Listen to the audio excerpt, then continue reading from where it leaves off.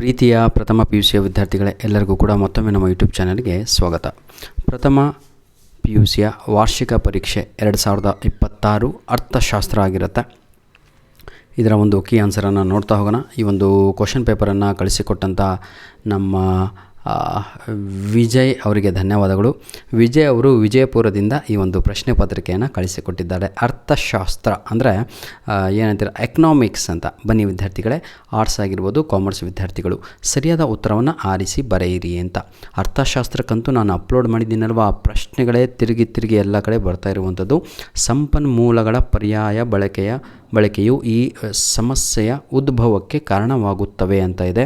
Right answer ಆಯ್ಕೆ ಅನ್ನುವಂಥದ್ದು right answer ಆಗಿರುತ್ತದೆ. ಕ್ವಶನ್ ನಂಬರ್ 2, ಆಯುತ ಚಿತ್ರವು ಡ್ಯಾಶ್ ಅಂತ ಇದೆ. ಇದಕ್ಕೆ ಆಪ್ಷನ್ ಡಿ ಸರಿಯಾದ ಉತ್ತರ. 4 ಪರಿಮಾಣದ ಆಕೃತಿ ಅನ್ನುವಂಥದ್ದು ರೈಟ್ ಆನ್ಸರ್ ಆಗಿರುತ್ತದೆ. ಕ್ವಶನ್ ನಂಬರ್ 3, ಟಾಟಾ ಕಬ್ಬಿಣ ಮತ್ತು ಉಕ್ಕು ಕಂಪನಿ ಡ್ಯಾಶ್ ಸ್ಥಾಪನೆಗೊಂಡ ವರ್ಷ ಅಂತ ಇದೆ. ಇದಕ್ಕೆ ಸರಿಯಾದ ಉತ್ತರ 1907 ಅನ್ನುವಂಥದ್ದು ರೈಟ್ ಆನ್ಸರ್ ಆಗಿರುತ್ತದೆ. ಕ್ವಶನ್ ನಂಬರ್ 4, ಸರ್ಕಾರದ ತೆರಿಗೆ ಮತ್ತು ವೆಚ್ಚದ ನೀತಿಗಳನ್ನು ಒಟ್ಟಾರೆಯಾಗಿ ಹೀಗೆನ್ನುತ್ತಾರೆ. ಏನೆನ್ನುತ್ತಾರೆ? ಕೋಶೀಯ ನೀತಿ ಎಂದು ಕರೆಯುತ್ತಾರೆ. Option A right answer. Question number 5, ಶ್ರಮಿಕ ಜನಸಂಖ್ಯಾ ಅನುಪಾತವನ್ನು ಇದನ್ನು ವಿಶ್ಲೇಷಿಸಲು ಬಳಸಲಾಗುತ್ತದೆ. ರೈಟ್ ಆನ್ಸರ್ ಆಪ್ಷನ್ ಬಿ ಉದ್ಯೋಗ ಅಂತ. ಬನ್ನಿ ವಿದ್ಯಾರ್ಥಿಗಳೇ, ಕ್ವಶನ್ ನಂಬರ್ 6 ಈಗ ನೋಡ್ತಾ ಹೋಗೋಣ. ಫಿಲ್ ಇನ್ ದ ಬ್ಲ್ಯಾಂಕ್ಸ್ ಸರಿಯಾದ ಆವರಣದಲ್ಲಿ ಕೊಟ್ಟಿರುವ ಸರಿಯಾದ ಉತ್ತರವನ್ನು ಆರಿಸಿ ಬರೆಯಿರಿ. NSSO ದ ತ್ರೈಮಾಸಿಕ ಪತ್ರಿಕೆಯನ್ನು ಡ್ಯಾಶ್ ಎಂದು ಕರೆಯುತ್ತಾರೆ. ಸರ್ವೇಕ್ಷಣ ಎಂದು ಕರೆಯುತ್ತಾರೆ.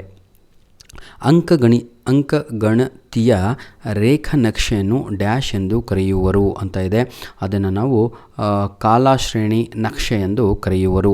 ಹೊಸ ತಂತ್ರಜ್ಞಾನವನ್ನು ಅಳವಡಿಸಿಕೊಳ್ಳುವುದಕ್ಕೆ ಡ್ಯಾಶ್ ಎಂದು ಕರೆಯುತ್ತಾರೆ. ಆಧುನೀಕರಣ ಎಂದು ಕರೆಯುತ್ತಾರೆ.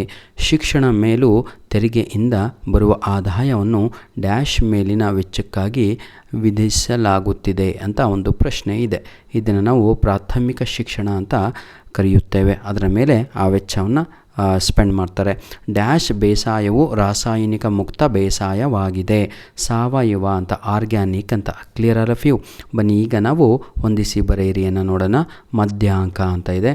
ಇದಕ್ಕೆ ಸರಿಯಾದ ಉತ್ತರ 3ನೇಯದು ಸ್ಥಾನಿಕ ಮೌಲ್ಯಗಳು ಅಂತ. CPI ಅಂತ ಇದೆ. ಎಲ್ಲ ಕ್ವಶನ್ ಪೇಪರಲ್ಲೂ ಇದು ಬರುತ್ತೆ ಕಣ್ರು ಅಂತ ನೆನ್ನೆ ತಾನೇ ಅಪ್ಲೋಡ್ ಮಾಡಿ ಕೊಟ್ಟಿದ್ದೆ. ಸೇಮ್ ಕ್ವಶನ್ ಕಣ್ರಿ ಎಲ್ಲ ಕ್ವಶನ್ ಪೇಪರಲ್ಲೂ. ಅನುಭೋಗಿ ಬೆಲೆ ಸೂಚ್ಯಂಕ ಅಂತ ಇದೆಲ್ವ, ಅದೇ ಸರಿಯಾದ ಉತ್ತರ. ಪ್ರಧಾನಮಂತ್ರಿಗಳು, ಇದಕ್ಕೆ ಪುಣೆ ಅಂತ ಇದೆಲ್ವ, ಅದೇ ಸರಿಯಾದ ಅಲ್ಲರಿ. ಪ್ರಧಾನಮಂತ್ರಿಗಳು ಯೋಜನಾ ಆಯೋಗದ ಅಧ್ಯಕ್ಷರು ಅಂತ.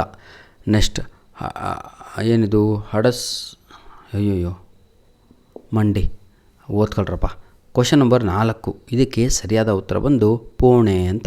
ಕೈಗಾರೀಕರಣ ಅಂತ ಇದೆ. ಇದಕ್ಕೆ ಸರಿಯಾದ ಉತ್ತರ ವಾಯು ಮಾಲಿನ್ಯ ಅಂತ. ಹೌದಲ್ವಾ? ಏರ್ ಪೊಲ್ಯೂಷನ್ ಅಂತ ಕೈಗಾರೀಕರಣ, ಇಂಡಸ್ಟ್ರಿಯಲೈಸೇಷನ್ ಅಂದರೆ. ಈ ಕೆಳಗಿನ ಪ್ರಶ್ನೆಗಳಿಗೆ ಒಂದು ವಾಕ್ಯದಲ್ಲಿ ಅಥವಾ ಪದದಲ್ಲಿ ಉತ್ತರಿಸಿ. ಆಹಾರೇತರ ಬೆಳೆಗೆ ಒಂದು ಉದಾಹರಣೆಯನ್ನು ನೀಡಿ. ಕ್ವಶನ್ ನಂಬರ್ 13, ಅನುಭೋಗಿ ಜಾಗೃತಿ ಎಂದರೇನು? ಬ್ರಿಟಿಷ್ ಆಳ್ವಳಿಕೆಯ ಕಾಲದ ಪ್ರಮುಖ ಕಂದಾಯ ಪಾವತಿ ಪದ್ಧತಿಯನ್ನು ಹೆಸರಿಸಿ. UGCಯನ್ನು ವಿಸ್ತರಿಸಿ. ಋತುಮಾನ ನಿರುದ್ಯೋಗ ಎಂದರೇನು? ಈ ರೀತಿಯಾಗಿ ಪ್ರಶ್ನೆಗಳನ್ನು ಇಲ್ಲಿ ಕೇಳಿದ್ದಾರೆ. ಎಲ್ಲ ಇಂಪಾರ್ಟೆಂಟ್ ಕ್ವಶನ್ಸ್ಗಳನ್ನು ನಾನು ಈಗಾಗಲೇ ನನ್ನ ಒಂದು ಯೂಟ್ಯೂಬ್ ಚಾನಲ್ನಲ್ಲಿ ನಿಮಗೆಲ್ಲರಿಗೂ ಕೂಡ ಅಪ್ಲೋಡನ್ನು ಮಾಡಿಕೊಟ್ಟಿದ್ದೆ ಮಕ್ಕಳೇ. ಒಂದು 13 ನಿಮಿಷದ ಒಂದು ಪ್ರಾಕ್ಟೀಸ್ ಪೇಪರು ಇಂಗ್ಲೀಷ್ ಮೀಡಿಯಮು, ಒಂದು ಮಾಡೆಲ್ ಕ್ವಶನ್ ಪೇಪರು ಕಣ್ರಿ, ಹಾಗೂ ನಮ್ಮ ವಿದ್ಯಾರ್ಥಿಗಳಿಗೆ ಅಂತಲೇ ಒಂದು ಸಂಪೂರ್ಣವಾದ ಗೌರ್ಮೆಂಟ್ ವತಿಯಿಂದ ಕೊಟ್ಟಿರುವಂಥ ಒಂದು ಪ್ರಶ್ನೆ ಪತ್ರಿಕೆ ಕೂಡ ಅಪ್ಲೋಡ್ ಮಾಡಿಕೊಟ್ಟಿದ್ದೆ. ಎಲ್ಲ ಏನಂತೀರ ತಾವುಗಳು 2 ಅಂಕದ ಪ್ರಶ್ನೆಗಳು ಆಯಿತಾ. ನಿಮ್ಮ ಏನಂತೀರ ಸರ್, ಇದು ಮೈಕ್ರೋ ಎಕನಾಮಿಕ್ಸ್, ಮ್ಯಾಕ್ರೋ ಎಕನಾಮಿಕ್ಸ್ ಎದರಲ್ಲೂ ಕೂಡ ಆಯಿತಾ, ಎಲ್ಲ ಕೂಡ ಬಂದಿದೆ. ವಿದ್ಯಾರ್ಥಿಗಳೇ, ದಯವಿಟ್ಟು ತಾವುಗಳು ಕೂಡ ತಮ್ಮ ಪ್ರಶ್ನೆ ಪತ್ರಿಕೆಯನ್ನು ನಮ್ಮ ವಿಜಯ್ ಅವರು ಹೇಗೆ ಕಳಿಸಿಕೊಟ್ಟಿದ್ದಾರೋ ಆ ರೀತಿಯಾಗಿ ತಾವುಗಳು ಕೂಡ ನಮಗೆ ತಮ್ಮ ಪ್ರಶ್ನೆ ಪತ್ರಿಕೆಗಳನ್ನು ನಮ್ಮ ಮೇಲ್ ಐಡಿಗೆ ಕಳುಹಿಸಿಕೊಡಿ. ALLINONE1PDF99@gmail.com ಅನ್ನುವಂಥದ್ದು ನಮ್ಮ ಮೇಲ್ ID ಆಗಿರುತ್ತೆ. ದಯವಿಟ್ಟು ಮರೆಯಬೇಡಿ. ಆ ಒಂದು ಪ್ರಶ್ನೆ ಪತ್ರಿಕೆಯನ್ನು ನಮಗೆ ಕಳುಹಿಸಿ ಕೊಡಿ. ಧನ್ಯವಾದಗಳು. ನಿಮ್ಮ ಪ್ರೀತಿ ವಿಶ್ವಾಸ ಸದಾ ನಮ್ಮ ಜೊತೆ ಹೀಗೆ ಇರಲಿ ವಿದ್ಯಾರ್ಥಿಗಳೇ. God bless you all the best my dear children.